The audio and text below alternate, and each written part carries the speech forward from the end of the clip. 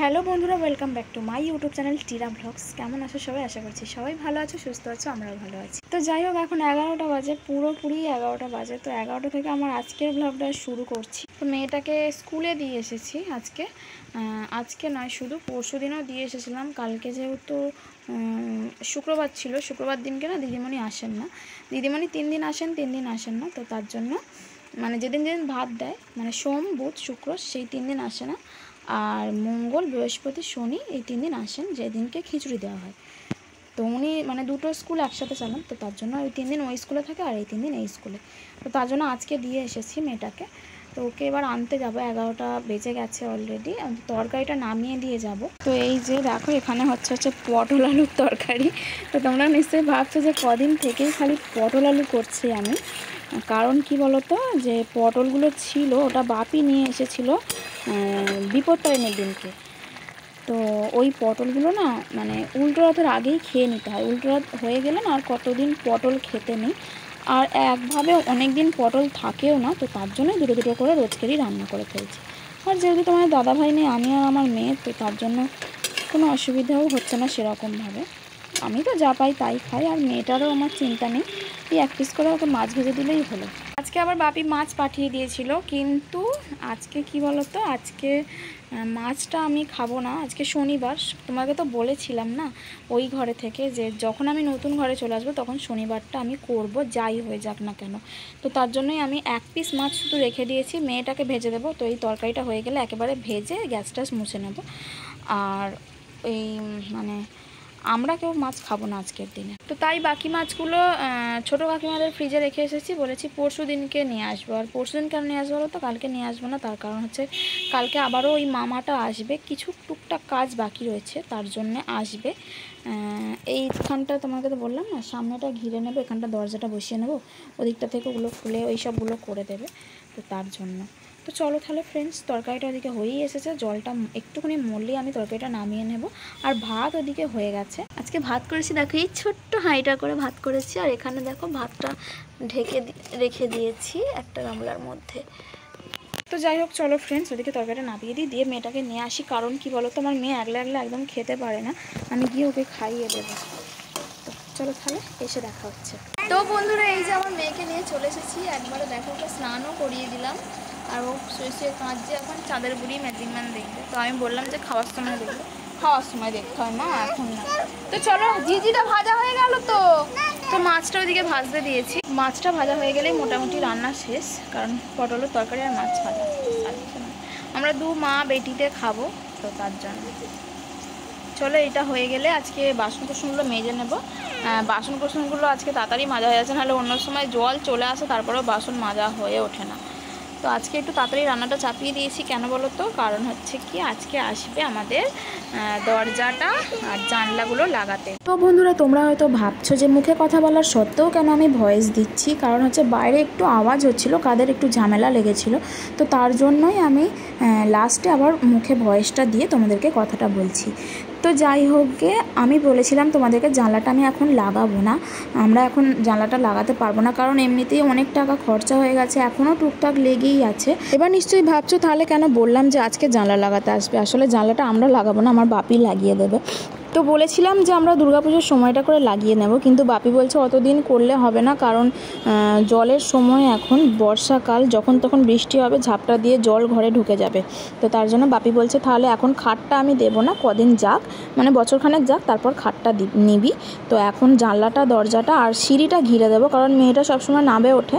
তো তার জন্য 3 ইঞ্চি গাঁথুনি দিয়ে শুধু সিঁড়িটা ঘিরে দেবো, এটাই বলেছে বাপি। বাপিকে বললাম যে না, তোমাকে কিছু করতে হবে না, দুর্গাপুজোর সিজনটা মানে একটা সিজন না গেলে না আমাদের হাতে টাকাটা ঠিক আসে না, তো কিছু করতেও পারি না। দুর্গাপুজোর সিজনে হয়তো সবটা করে নিতে পারতাম, কিন্তু বাপি বলছে না থাক, আমি করে দিচ্ছি, এখন খাটটা দেবো না, খাটটা পরে দেবো। তো তারপর আমি ভাবলাম যে সত্যি তো এখন খাট নিয়ে আমি কি করব। ওপরে যখন ঢালাই হবে তখন তো আবার সেই খাট, আলমারি যাই কিনি না কেন সব কিছু নিচে আবার নামাতে হবে। মানে নিচে ঘর হলে সেটা একটা আলাদা ব্যাপার, যে নিচ থেকে বাইরে বের করাটা অতটা অসুবিধে হবে না কিছু, কিন্তু ওপর থেকে নিচে নামাতে বড্ড কষ্ট হবে। তো তার জন্য ভাবছি থাক, তাহলে এখন খাটটাটগুলো নেব না, ওগুলো পরেই নেওয়া যাবে। তার জন্য বাপি আজকে লোক পাঠাবে জানলা লাগাতে। তো সেই লোকগুলো আমাদের ওখান থেকেই আসবে, হয়তো দরজাটাও আজকেই লাগিয়ে দেবে, জানি না কি হবে। তো ওরা আসলে তারপরেই দেখতে পাবো।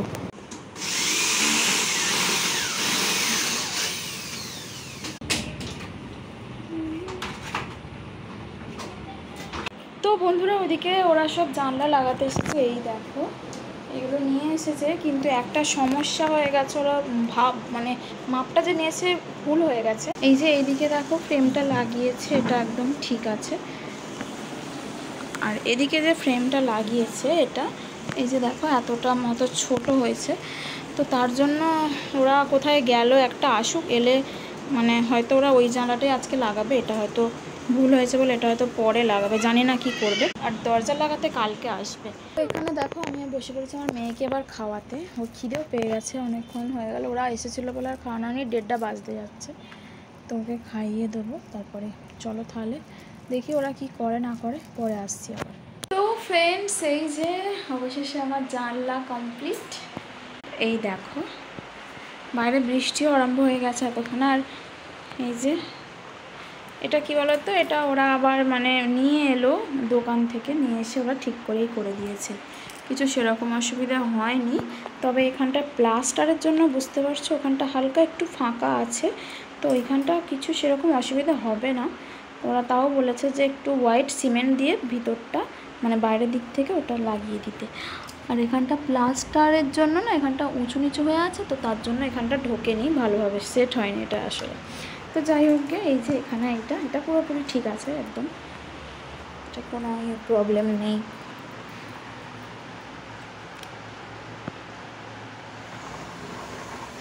এই যে দেখতেই পাচ্ছ বাইরে বৃষ্টি পড়ছে।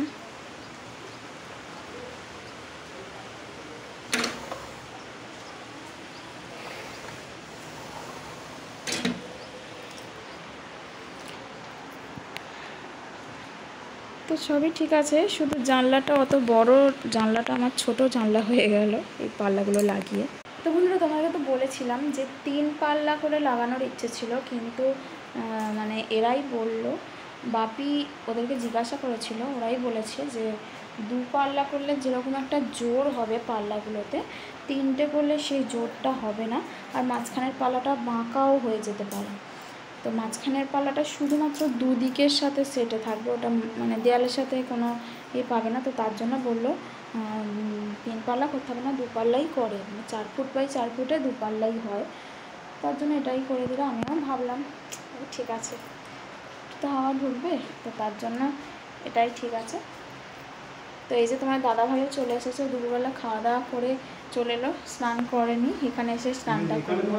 তো ফ্রেন্ডস চলো তাহলে, এখন কটা বাজে হলো, তো 3:30 মতো বাজতে যাচ্ছে, একটু ঘুমোবো, জোর ঘুমো পেয়েছে, খালি ওরা ছিল বলে ওই জন্য ঘুমাতে পারছিলাম না। তো ওরা এই সবে গেল, এখনও মনে হয় যায়নি, কারণ বৃষ্টি পড়ছে, নিচে মনে হয় দাঁড়িয়ে আছে। তো চলো তাহলে পরে দেখা হচ্ছে। তো বন্ধুরা সবাইকে জানাচ্ছি গুড ইভিনিং। এখন বাজে 6:30। তো ঘুম থেকে উঠলাম তখন বাজে 5:30, উঠে বাসনগুলো পড়েছিল, তো বাসনগুলোকে মাজলাম, তারপর হচ্ছে ঘর দোয়ার একটু ঝাড় দিলাম, তারপর দিলাম বৃষ্টি পড়ছে। তো বৃষ্টি পড়ছে বলে আমি আর বেরোলাম না, না হলে ভাবছি একটু কাকিমাদের বাড়িতে যাবো, অনেকদিন যাওয়া হয়নি, ঘরেতেই বসে রয়েছি।